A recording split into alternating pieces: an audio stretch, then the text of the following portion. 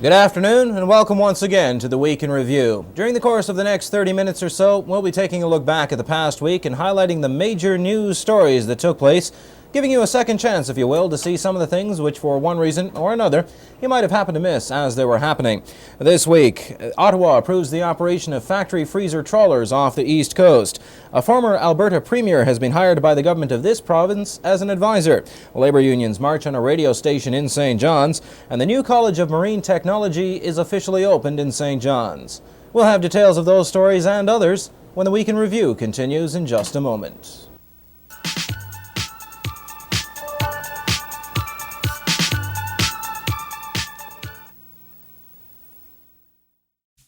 From Portabass to Corner Brook to the Great Northern Peninsula and all points in between, join me, Becky Daly, as I tell your stories from the West Coast on NTV and NTV+. Hi, I'm Rosie Mullally. For the latest developments in the courts to hard-hitting news stories, I'll bring you the news that matters most on the award-winning NTV Evening News Hour.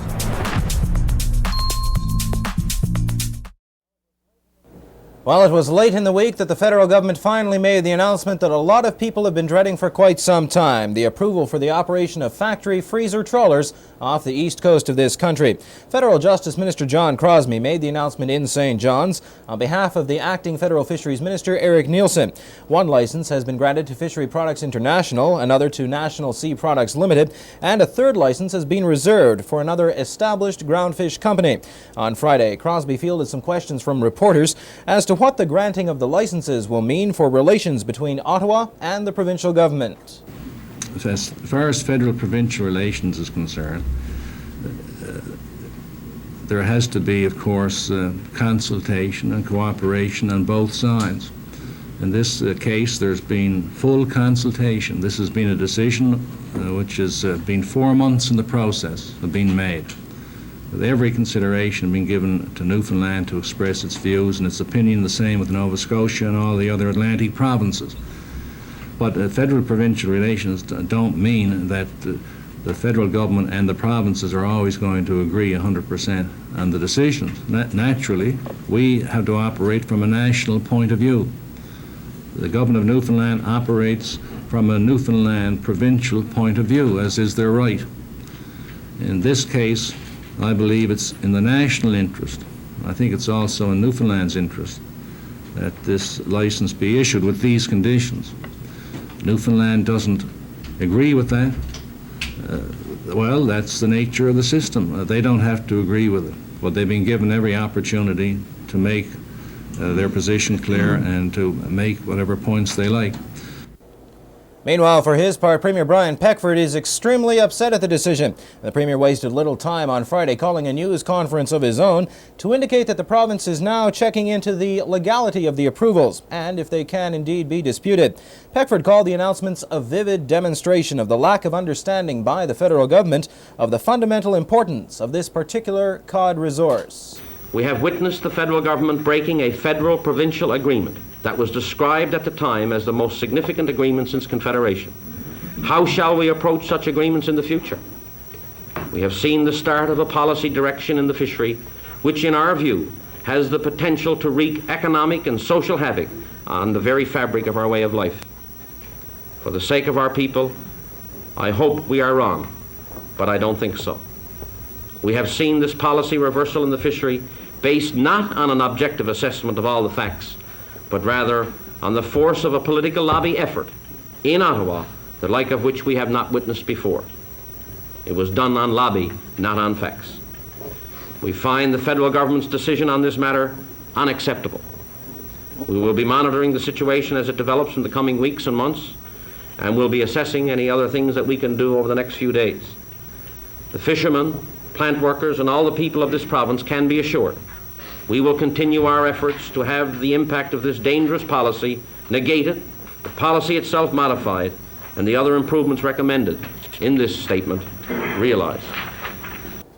But there was some brighter news for Newfoundlanders this past week. On Thursday, Husky Oil of Calgary announced a major oil find off the coast of this province.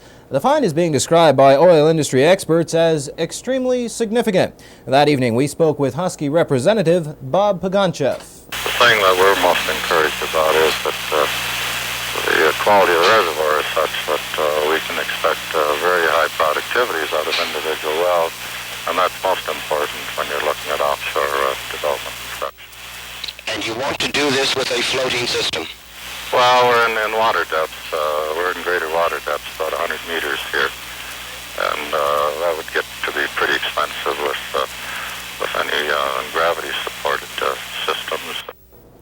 Meanwhile, the provincial minister responsible for the offshore, Bill Marshall, also feels the find is quite significant. However, he indicated on Thursday at this stage it's still a little too early to tell if it can compare with Hibernia. Well, they are comparable. I don't think, the flow figures on Hibernia were greater, and early projections as to Hibernia's reserves were perhaps a little higher than they had proven to be after the delineation wells were drilled.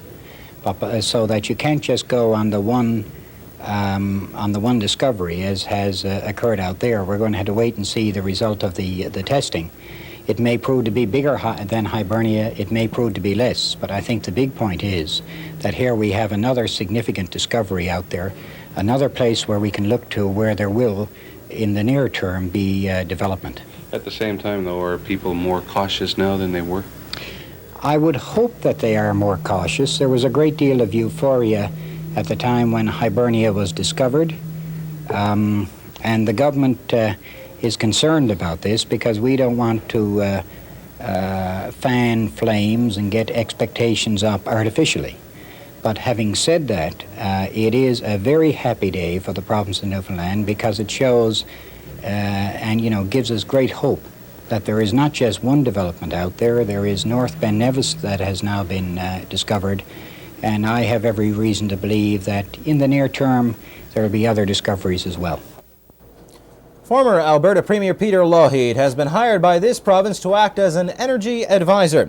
While making the announcement in the House of Assembly on Monday, Premier Brian Peckford said Lougheed will advise the province on issues dealing with the Hibernia development, and he will prepare quarterly reports on the Canadian and global energy scenes. The opportunity arose to have Mr. Lougheed, the former Premier of Alberta, become a part of the team. So he's another member of the team, and that's primarily because we're looking at the Hibernia project right now, and we're looking at other projects down the line. And I thought it important to bring to the team all the expertise we can to ensure that in our negotiations we've covered every T and dotted every I, and with his extensive experience in negotiating with the oil companies over the years, I thought that he would bring another dimension to the whole energy team that we haven't had to date. What will he do to earn $40,000 a year? Well, he will be a part of our energy team now in advising government on the status of the negotiations, where he feels we should move, give us his best advice in those negotiations. Secondly, he will be providing to the government on a quarterly basis a report on the global and Canadian energy scenes and how it would impact upon Newfoundland. Meanwhile, Opposition Leader Leo Barry says Peter Lougheed is a welcome addition. But as we heard that same evening, Barry has his own ideas about the appointment as well. Well, there's two things that come into play. I can understand why Mr. Peckford went to Mr. Lougheed, because Mr. Lougheed has shown himself to be a person not necessarily with detailed information on the oil industry or knowledge of the oil industry, but a very shrewd politician with good political judgment when it comes to energy matters. And Mr. Peckford needs somebody around him like that because his own political judgment has been seriously lacking recently. The second point, of course, is Mr. Peckford arriving at a mutual arrangement with Mr. Peckford so that in a year or two, when he's going to be looking for a job, he'll be able to go to the government of Alberta and obtain a similar position advising with respect to energy or other matters. So you think that in a year or two, the Premier will be looking for a job? Is that what you're saying? When he calls the next election, yes, well, 21 days after that. He won't retire in mid-term then? Well, he may if he sees that the polls indicate he doesn't stand a chance. New Democrats from across the province gathered in St. John's last weekend to chart the party's course for the upcoming year. NDP leader Peter Fenwick says the party is already preparing for the next provincial election. A lot of housekeeping we had to do. We filled a number of vacancies on the executive. I'm extremely pleased because we now have Brian Blackmore as president of the party, and Brian, of course, is probably one of the more better-known New Democrats in the province. He ran a fantastic campaign in Grand Falls, and I think that it seems like virtually the entire province was disappointed that he didn't get elected, except for Len Sims, perhaps. And now that he's the president of the party, I think it gives us the kind of strength at the top of the party structure that we need. So there was a number of other fill-ins as well, because we had a number of other vacancies. It's been 2 years since our convention, and obviously people move on and so on. But it was generally a rededication of the party to the kinds of organization we feel we have to do to make a tremendous impact in the next election. We function through district associations. It's no use denying it. Without a good, strong district organization, we can't do much. I have a phenomenal one up in Labrador City and Wabush. It's an incredible group of people who are just the most active kind of campaigners you've ever seen. The same kind of thing exists in Grand Falls right now. A number of other districts across the province also have them. We're trying to build those in other centers as well, so that when the election comes, that's where we get our funds, that's where we get our workers, and our finances don't have to be equal to the other parties. We can beat them with half the money and twice the manpower. Labour unions march on Q Radio in St. John's, and in Torbay, a daring rescue saves one man, but another is lost to the sea. We'll have details of those stories and others when the Week in Review continues in just a moment.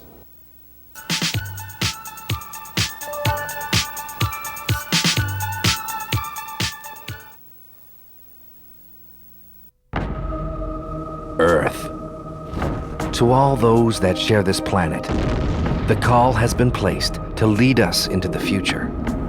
It means leading by example, shining our light across this borderless world so that all will be free to reach their heights. For Canada, as we weave our mosaic into the 21st century, our vision will be called upon. So, step up, Canada. It's our time to shine. NTV. Some 200 members of the Provincial Federation of Labour marched to the Q Radio station in St. John's on Tuesday to show their support for the striking workers there. Some of the top Labour leaders in this province are saying it's time for the powerful Chum Limited, that's the company which owns Q, to wake up and see that Newfoundlanders are not going to stand for second-class treatment. The members of the Federation of Labour were out in full force this morning to pledge their support for the Q Radio employees.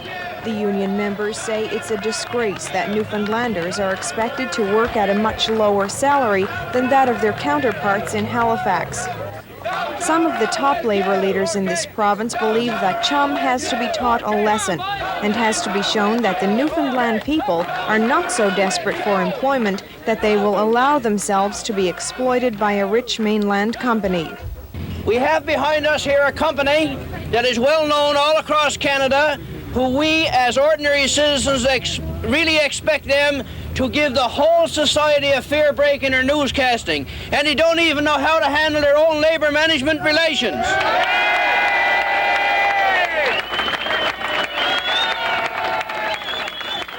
Chum, the biggest in Canada, has a confrontation not just with the workers here, but with the people of Newfoundland and Labrador.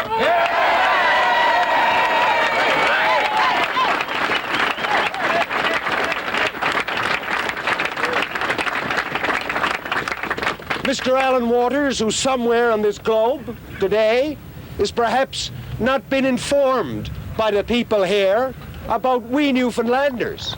I mean, it is one thing to have a strike anywhere else in Canada. Whatever the time frame for that is, multiply it by 10 when you're in Newfoundland. So if he wants to fulfill his obligation, the obligation which they undertook in 1982, let them do it. They will find no society more supportive and cooperative. If they're not prepared to do it, then get the hell out. The striking employees say today's demonstration gave them the moral support they needed. One of the strikers, Snuffy Jackson, says it will also result in more public attention, and he feels pressure from the general public is one of the best ways of getting CHUM back to the bargaining table. We seem to have been walking the streets, and as far as CHUM Radio in Toronto is concerned, the only thing we've ever heard from them is just rumors. It doesn't seem like any of them are really wanting to talk to us. And it's a shame. I suppose they feel that Newfoundland's out in the boondocks and they can pay us half the wages that they're paying on the mainland. We're tired of it. That's it. The people on the picket line say it's been a very difficult battle and one they don't expect to be over in the near future. Right now they are counting on support from other unions. They feel if enough people stand behind them, CHUM will have no choice but to give in to some of their demands. Lynn Burry, NTV News. The Labour Federation was holding its annual convention in the capital city this past week. On Wednesday, the president of the Federation battled it out with members of the Newfoundland Association of Public Employees. As we heard in this report, the conflict surrounded a decision by the Canadian Labour Congress to hold its annual convention next year at a non-unionized convention centre. Today was the third and final day of meeting for the delegates attending the annual convention of the Federation of Labour. Throughout the morning, business matters brought to the convention by various unions were dealt with relatively quickly. However, that changed when a resolution by NAPE was brought to the floor. NAPE was upset by a decision by the Canadian Labour Congress to hold its annual convention next year at a non-unionized convention centre. They wanted that changed. However, Federation President Bill Parsons disagreed with the resolution, saying preparation for the convention takes about 4 years. He also said that if they changed locations now, the CLC would have to forfeit their deposit on the convention center. Parsons also suggested the resolution was drafted as a political ploy by an official of NAPE's national body. That brought many of the delegates at the convention to an uproar. He suggested he was political. Hold it now, hold on. He made statements that had nothing to do with the resolution. He suggested it was political. It was done by individuals for political reasons. The resolution has been referred back, and when it comes back to the floor, you will have the opportunity to speak to the resolution. The statement that the resolution was being brought back to the convention's resolution committee brought the NAPE members out of the convention.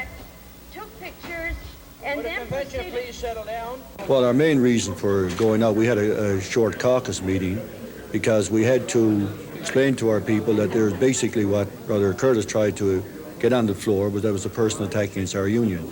Brother Parsons obviously took the attack and was referring to NAPE, and it put us in a light that we are more or less just following a whim of a person, and this is why we were concerned. So we had to explain to our people that this was the resolutions they passed at caucus on Sunday, and already been passed by our executive and board directors. Therefore, be it resolved that this convention... When the amended resolution was brought back to the floor by the Resolutions Committee, it stated that the CLC would be chastised for lack of foresight in making such a decision, and that it guaranteed this never happened again.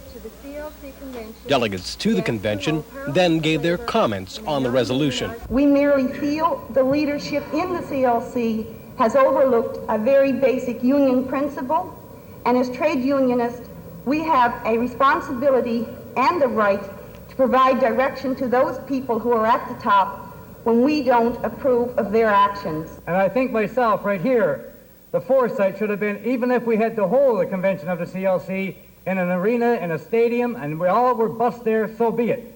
But we should be definitely dealing with unionized facilities.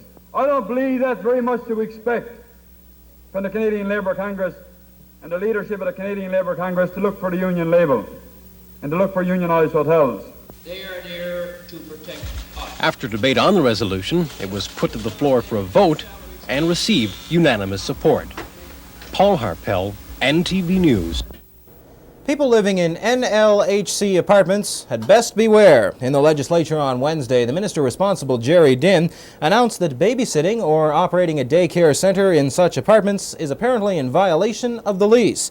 Apparently, in the event of a fire, the corporation would be liable for any injuries. And Dinh says cases brought to their attention could result in action being taken against the tenant. It's the kind of thing where it's, from our point of view, it's against the lease. The lease, basically allows the apartment to be operated as a subsidized rental unit, and can't be, you can't operate a business in there. I think you'd kind of turn a blind eye in the event that somebody brought a child over for somebody to look after. But when that comes, when that's brought to your attention, and you find that it's 5 or 6 or 7 children, or 4 or 5, and it's brought to your attention, then you're liable. And I suppose you might even still be liable in the event that there was an accident and somebody got injured or killed in the event of a fire or something, and it was found that a lady was operating a daycare. I suppose the corporation would still be liable. So it's the kind of thing that you have to tread very carefully on, and it's one where, I suppose a normal operation would be a person could look after a child for somebody, but when it's fairly clear that it's being operated as a daycare and it doesn't meet the regulations, and the corporation would be liable in that event, obviously the corporation couldn't allow it to happen. Mr. Dinh, how do you go about policing this situation? Well, obviously we don't police it. I mean, these are, we try to look at our tenants as people who live in private residence, and we try to give them the benefit of the doubt. We don't go around knocking on doors to see if there's daycares being operated or anything else going on in the house. But when it's brought to your attention, of course, you have to take action. The Institute of Marine Dynamics was officially opened in St. John's this past week. The institute houses what's being called the world's largest ice tank, or Arctic Vessel Research Basin. And as we heard in this report on Tuesday, government officials in attendance at the opening ceremonies have nothing but praise for the institution and its future roles.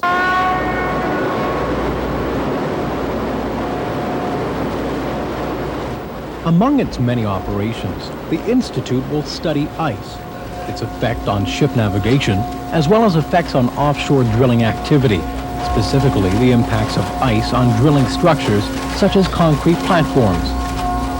The institution cost $55 million to build and will need just under $6 million a year to operate. Premier Brian Peckford told the crowd in attendance for the opening, it will be money well spent. Federal Justice Minister John Crosby was also at today's opening, and he, like Peckford, had nothing but praise for the new institute. He also said Newfoundland was the best location for it.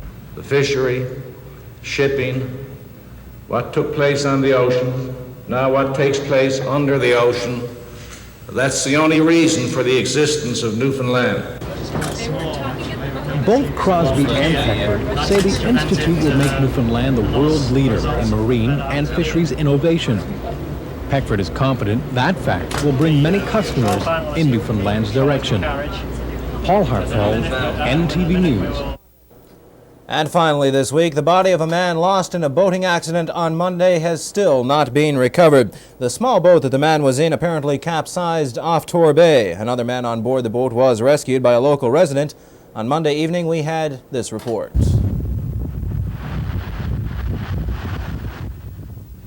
The Royal Newfoundland Constabulary says the two men were apparently out checking salmon nets in Tappers Cove when the boat they were in was hit by high waves. One man was apparently knocked overboard. The other is believed to have jumped overboard in attempts to make it to safety. Torbay resident Albert Codner saw the event from shore. Well, about 25 minutes past 7, I was looking through my kitchen window, and I seen two men in a boat, and they were going to a net. One chap had a hold to the net, and the other guy was rowing, and a sea came and hit him and pushed it, drove the two of them out of the boat. So it didn't flip over the boat itself, did it? No, the boat didn't flip over, just threw them out. And what happened then? Well, they drugged the boys up on the rock, but one chap washed off, and the other fella held on. Codner says when he saw the two men were in trouble, he and a friend tried to help. I ran with a rope, and Mr. Goss came with me and got a rope down off the rock, threw a rope over the cliff, and he tied it around his waist, and he jumped in the water, and we hauled him up over the cliff. But Mr. Martin, he was gone clear then. Shortly after the accident was reported this morning, the Royal Newfoundland Constabulary, St. John's and Torbay Fire Departments, Search and Rescue, the Coast Guard, and divers were on hand to assist in the recovery of the second man's body. Their efforts were being hampered, however, by high winds and rough seas. The names of the two men have not been released. Meanwhile, the investigation continues. And that completes our look at the major news stories for the week of November the 3rd through the 9th. Remember, if you happen to miss something as it happens through the course of the week, be sure and join us each weekend when we'll be doing our very best to highlight the major news stories for you. Let me also take this opportunity to remind you that Monday is, of course, Remembrance Day. Please wear a poppy and remember those who gave their lives so that we may all be free today. For the Week in Review, I'm Alan Rowe, asking that you have a pleasant Remembrance Day and a good week.